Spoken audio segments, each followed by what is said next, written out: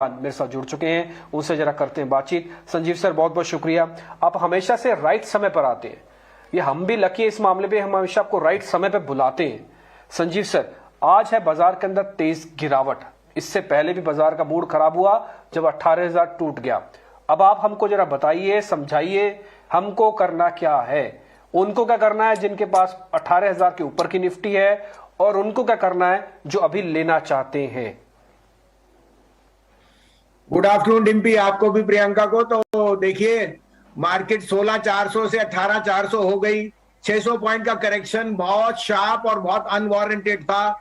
उसके लिए लोकल कोई कारण नहीं, ग्लोबल क्यूज हैं, डाउ has corrected, yields have gone up, but ये सब ग्रोथ की निशानी है। इन्फ्लेशन बढ़ रहा है, इंडिया में अंडर कंट्रोल है, इंडिया के नंबर्स अच्छे हैं, रुपी स्टेबल है। हमारे यहाँ कोविड का जो थर्ड वेव है, इट इज मोर और लेस इवनिंग आउट। तो मुझे बताइए, निराशा की बात क्या है? छह सेशन के बाद बजट आने वाला है जो ग्रोथ ओरिएंटेड होगा। इस समय क्वालिटी स्टॉक्स मिल रहे हैं, इसलिए क्योंकि जिसकी कंपल्सिव सेल ऑफ था वो सब कुछ बेच रहा है। आज के लूजर देखिए, आईटी स्टॉक्स जो सबसे फेवरेबल स्टॉक्स थे, HDFC, Bajaj twins. So I think the selling is overdone, but that's typical of a market. Leverage pledge are getting cut out. लेकिन नंबर देखिए दिप्पी जी, आज अभी 1 घंटा पहले मेरे से पूछे एशियन पेंट के नंबर वीक कैसे हैं? डिमांड देखिए, despite crude at 78, Asian paint has been able to increase sales. तो I think inflation is going to bite some of the consumer companies, but demand will make up for it.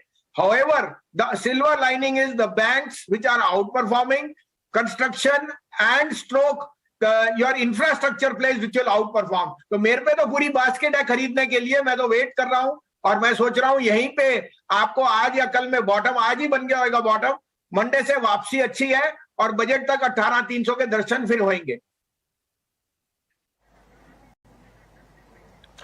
Budget तक 18,300 के दर्शन हो जाएंगे, आपकी basket अच्छी है। तो sir आप मेरे को फिर ये बताइए, अपनी बास्केट में से खोले ना पिटारा और बताइए वो सारे शेयर्स।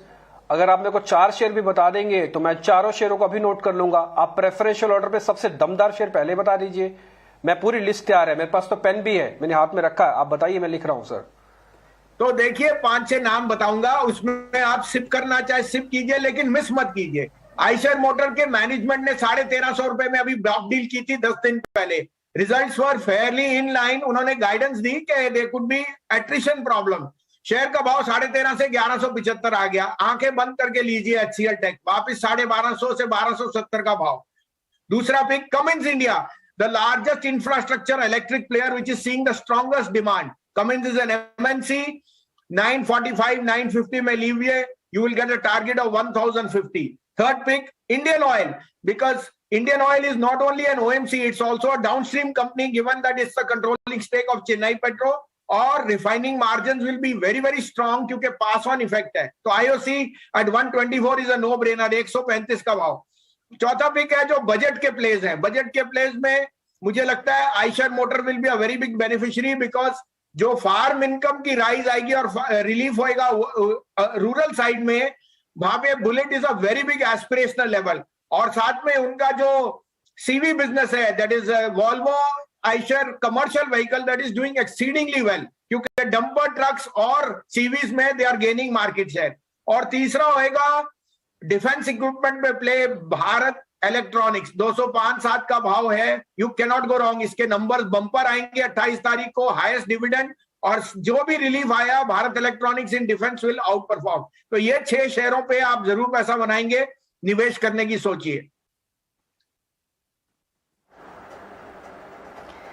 जी बिल्कुल। Good afternoon Sanjeev ji, pleasure to have you. Priyanka यार, और आपकी एनर्जी मार्केट्स को भी बहुत पसंद आती है। इनफैक्ट आपका आना हमेशा हमारे व्यूअर्स के लिए एक बूस्टर डोज की तरह होता है। बाजार में जब ऐसी लेवल्स देखने को मिलता है जहाँ थोड़ी बहुत डिसअपॉइंटमेंट बढ़ने लगती है, वहाँ संजीव जी की जब बात आने लग जाती है तो आई एम श्योर कॉन्फिडेंस भी बढ़ जाता होगा संजीव जी। लेकिन एक बार व्यूअर्स को ये भी समझाना जरूरी है, what has been your observation? ये नॉर्मल एक प्रॉफिट बुकिंग है, हम ऊपर इतना बढ़ चुके थे, सिर्फ एक रिट्रेसमेंट है, एक प्रॉफिट बुकिंग है, या फिर आप मानते हैं कि ग्लोबल क्यूज, क्योंकि लगातार बातें ऐसी भी हो रही है, बॉन्ड यील्ड रीजन हो, इंटरेस्ट रेट बढ़ना हो, क्रूड हो, महंगाई हो, ये सारे ट्रिगर्स, आप कितनी इंपॉर्टेंस देते हैं इन ट्रिगर्स को? ये ट्रिगर्स नहीं होंगे तो शेयर बाजार कैसे चलेगी? एक वन वे ट्रेजेक्टरी तो हो नहीं सकती. Markets are meant to climb balls of worry. There is growth behind every dark cloud. Inflation is high because crude is hitting 7-year high. Crude क्यों high है? Because there is supply chain disruption and reopening is very huge. A. B. Inflation in US has come also because of supply chain bottlenecks और उस कारण से Fed is removing the early tapering. इसका मतलब जो easy money था वो थोड़ा रुक गया है. But I have, in my observations in 30 years, whenever the Fed has started to tighten, the markets have only gone up. चौथा, आपका बजट ग्रोथ ओरिएंटेड बजट है, आपके यहाँ अर्निंग्स भी स्ट्रांग है, तो this is compulsive FI selling because of repatriation for whatever reason.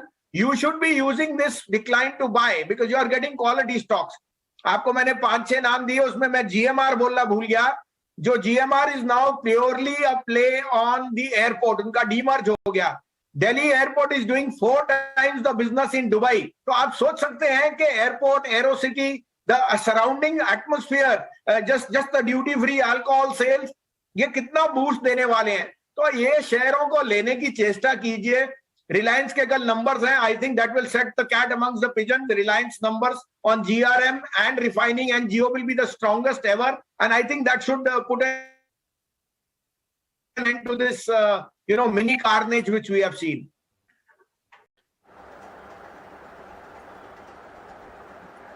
Right Sanjeev ji, ये बात हम कर भी रहे हैं कि GRMs बेहतर होंगे इस बार, और यहाँ सर रिलायंस को खरीदने की भी यानी सलाह दे रहे हैं संजीव जी.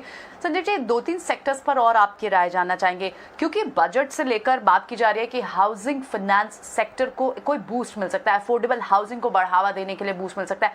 आपकी टॉप पिक्स इस सेक्टर से क्या रहेंगी? प्लस टेक्सटाइल स्पेस पर भी हमारी नजर है कि वहां पर भी जिस तरह से एक बड़े कंसोलिडेशन के बाद अब फिर से इस स्पेस की साइकिल शुरू हो गई है, वहां पर आपकी नजर कहां होगी? तो ये 2 स्पेस पर अगर आप इन्हें पसंद करते हैं तो आपकी टॉपिक्स क्या रहेंगी?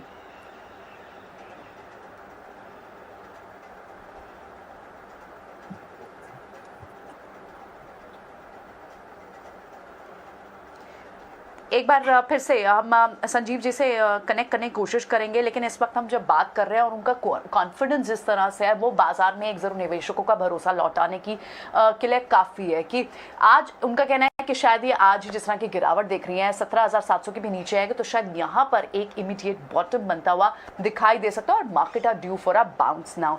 कई सारे स्टॉक्स की उन्होंने बात की कि जिन पर आप खरीदारी कर सकते हैं, उन्हें फिर से उनसे कनेक्ट करने की कोशिश करेंगे. लेकिन एक बार फिर से मार्केट के अगर लेवल की बात करें, क्योंकि आज हमने देखा कई सारी कंपनियों के रिजल्ट्स आए. संजीव जी हमारे साथ फिर से जुड़ गए हैं. अगर आप मेरा लास्ट क्वेश्चन सुन पाए हो, नहीं तो मैं दोहरा दूं. आई वाज सेइंग कि क्योंकि कई सारे सेक्टर्स और स्पेसेस पर बजट को लेकर एक्सपेक्टेशन होती है, उस पर नज़र बनाए हुए थे निवेशक भी. 2 सेक्टर से मुझे आपका ओपिनियन जानना है. एक, क्योंकि हाउसिंग, अफोर्डेबल हाउसिंग को बढ़ावा देने के लिए गवर्नमेंट कुछ यहाँ योजनाएं ला सकती हैं, यहाँ कुछ अनाउंसमेंट्स हो सकती हैं. एक बात ये है, इस सेक्टर पर अगर आपकी नज़र है तो यहाँ कौन सी आपकी फेवरेट पिक है? और दूसरा, टेक्सटाइल स्पेस, जैसे अब काफ़ी सालों की कंसोलिडेशन के बाद फिर से एक बाउंस बैक देख रहे हैं हम सेक्टर में. अगर आप उस स्पेस को भी कवर करते हैं तो वहाँ आपकी पिक्स क्या रहेंगी? हाँ बिल्कुल. तो हाउसिंग में आप जानते हैं कि हाउसिंग फॉर ऑल ये बहुत बड़ा मंत्रा रहा है मोदी जी की गवर्नमेंट का, और उस कारण से I think real estate prices are already moving up in tandem with rise in gold and stocks. तो DLF, Godrej Properties are my preferred picks. HDFC, the main mortgage company, becomes a very very big beneficiary क्योंकि volumes are rising. साथ में as a dark horse आप LIC housing ले सकते हैं. लेकिन उससे ज्यादा Priyanka, steel, cement prices are again going to go up. और आप जानते हैं कार्टलाइजेशन है. अंबुजा के पास, अल्ट्राटेक के पास 114 मिलियन टन कैपेसिटी है, और उनके रिजल्ट्स इतने शानदार थे कि अल्ट्राटेक का भाव मुझे 10,000 दिखता है इस साल में. तो अल्ट्राटेक, अंबुजा को लीजिए, टाटा स्टील और सेल को लीजिए, because these are the input cost. और साथ में आपने जिक्र किया टेक्सटाइल्स का, तो टेक्सटाइल्स में भी हम जानते हैं कि चाइना के साथ US की प्रॉब्लम से China textile prices have gone up. Yarn and cotton producers have done extremely well. तो यहाँ पे मेरा पिक होएगा राजस्थान स्पिनिंग और नाहर स्पिनिंग और मोंटी कार्लो. अब ये शेयर्स काफी बढ़ चुके हैं, लेकिन आप इनमें निवेश करेंगे तो इनकी प्रॉफिटेबिलिटी बहुत बढ़िया आएगी इस साल में.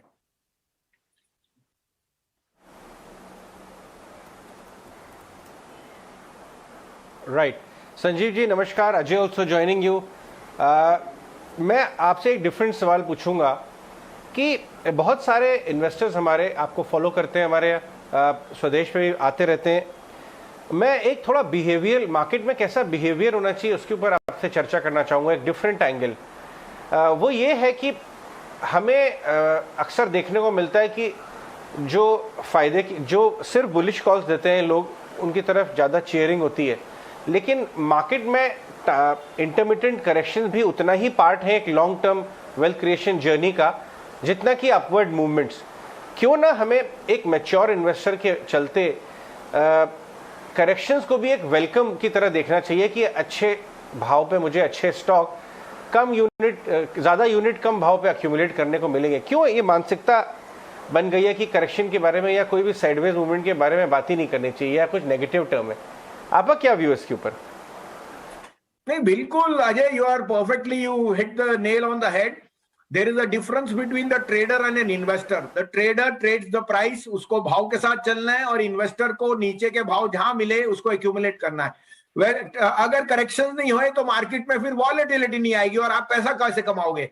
अगर ये एफआईज जो बेच रहे हैं बजट के बाद वापस बाइंग आई तो फिर वापस 19,000 हो जाएगा। तो मुझे कोई दो राय नहीं कि corrections are always healthy. They weed out the boys from the main.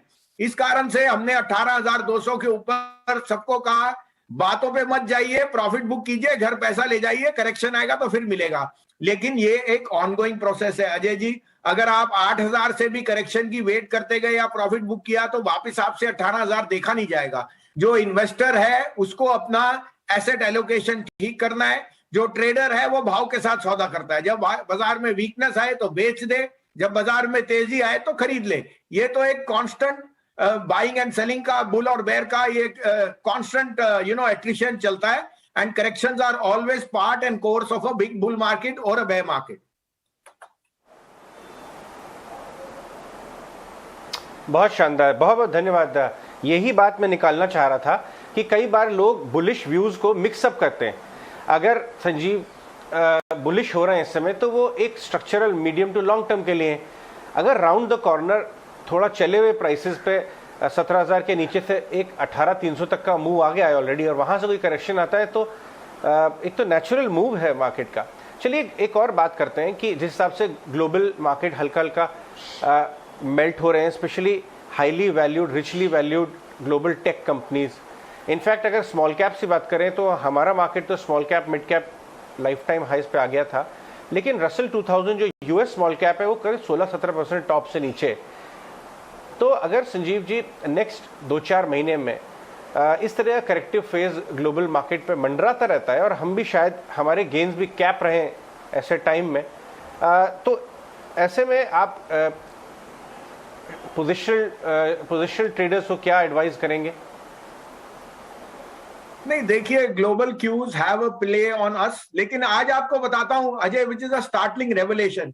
The Hang Seng index is up 4% in the last 1 week और वो एक अंडर परफॉर्मर इंडेक्स था। तो it's telling me that somewhere in the world growth is coming back. China में आज commodity prices देखिए, copper, iron ore, everything is hitting new highs. और US में because of the Fed and the uncertainty, till the Fed comes next week and indicates this will be the course, they have got oversold. The Nasdaq is up down 10% because it was a very big play on lower rates. अब ये एक constant attrition and sectoral change होते रहता है अजय जी। लेकिन India में मेरे को लगता है mid caps are still to find their place in the sun. They have weathered the storm well. Cost of money for us remains reasonably low. And we think the budget can again set the cat amongst the pigeons as it gives more emphasis on growth rather than care about the fiscal. और ये government ने last year भी prove कर दिया है। So you don't want to be under invested, but you want to be participating. तो अच्छे share stocks में बने रहिए। Don't look at the, keep looking at the rear guard if you are a trader. But अगर आप investor हैं तो ये जो करेक्शंस हैं ये ऑनगोइंग प्रोसेस है। मैं अभी भी कहता हूँ 20-22 हजार इंडेक्स अप्रैल एंड तक, मई में जरूर आएगा। उस दौरान ये करेक्शंस तो टू एंड फ्रो होती रहेंगी। मगर अगर अब हमने 20% ऊपर जाना है तो all correction should be used to accumulate good stocks. Sanjeev ji, Mansi Dave this side, welcome to the show. अब तक आपको सुना है, आज आपसे हम बात कर रहे हैं और बात करने का जो मौका मिला है, सबसे पहले यही आपसे कहना चाहूंगी कि जो पॉजिटिव नजरिया आप लेकर आते हैं, जब निवेशक ट्रेडर को हर तरह की स्ट्रैटेजी आप सुझाते हैं, उसी से समझ आ जाता है कि किस तरह से बाजार के दिग्गज जो है मार्केट्स को पोटेंशियल अच्छी तरह से समझते हैं। इसी नोट पर आपसे जब हमने ग्लोबल मार्केट सेटअप के लिहाज से मार्केट को समझने की कोशिश की, बजट को टच किया हमने 2-3 सेक्टर्स को लेकर, क्योंकि हम सिर्फ 12 दिन यहाँ पर खड़े हैं, 12 दिन के बाद बजट देखने वाले हैं हम, जो कि सबसे इंपॉर्टेंट इवेंट कह सकते हैं किसी भी बिजनेस के लिए होता है, किसी भी इकोनॉमी के लिए होता है। अब यहाँ से लेकर निवेशकों को एक बार, क्योंकि हम लगातार पिछले 2-3 ट्रेडिंग सेशन से कमजोरी देख रहे हैं, किस तरह से आप एक असर्टिव अफर्मेटिव स्ट्रैटेजी बनाकर कह पाएंगे, या फिर निवेशकों को क्या कुछ कहेंगे यहाँ से लेकर, क्योंकि बजट से पहले कई सारे सेक्टर्स होते हैं जिस पर बातचीत करते हैं। हमने भी हमारी खास पेशकश, खास सीरीज बजट को लेकर शुरू कर दी है। Infrastructure, agriculture, automobile, chemical, financial service, हर सेक्टर को लेकर हम यहाँ पर विस्तार से बातचीत कर रहे हैं। पर्टिकुलरली मोनेटाइजेशन, डाइवेस्टमेंट, ये सारी चर्चा होने वाली है आने वाले कुछ ही दिनों में। क्या लगता है यहाँ से लेकर अगले 12 दिनों तक निवेशकों को किस तरह से एक स्ट्रैटेजी, एक आउटलुक अपनाना चाहिए? हाँ जी, गुड आफ्टरनून मानसी जी, बहुत बहुत आपसे बात करके बहुत बढ़िया हुआ। लेकिन 12 दिन नहीं है माय डियर, जस्ट 6 सेशंस हैं। तो हम तो 6 दिन, 6 मार्केट के दिन मान रहे हैं जहां रोज बैठना मुश्किल होता है, बाकी दिन तो छुट्टी है। तो 6 सेशन आपको काटने हैं, और अगर आपको 18,300 देखना है तो ये 6 दिन मानसी जी आपको अपने आप को टाइट पकड़ के रखना है। दूसरी बात, ये बाजार फॉरेनर्स का नहीं है, ये हमारी रिटेल इन्वेस्टर स्ट्रेंथ है। 11,000 करोड़ का सिर्फ हर महीने आ रहा है। The retail investor is showing where the money is. Don't go by FI flows, don't go by talks who talk with suits and boots with me. You have to go on the realisation. अगर सरकार ने date पे, capital gain tax पे कोई भी relief दे दिया, ये market 22,000 जाएगी। 3, budget is a statement of income and expenditure, but government ने लास्ट ईयर ही क्लियर कर दिया था, we are into growth and we are going to counter all positive steps for increasing employment, infrastructure spend. And fifthly, not last, कि सबसे बड़ा source of capital क्या है? The capital markets, whether it's primary, secondary or the mutual funds. So वहां पे जरूर बढ़ावा आएगा, और hats off and kudos to the retail investor who is putting his money where his mouth is. So again I reiterate, 6 trading sessions है, बने रहिए। 18,300 आने वाला है मानसी जी।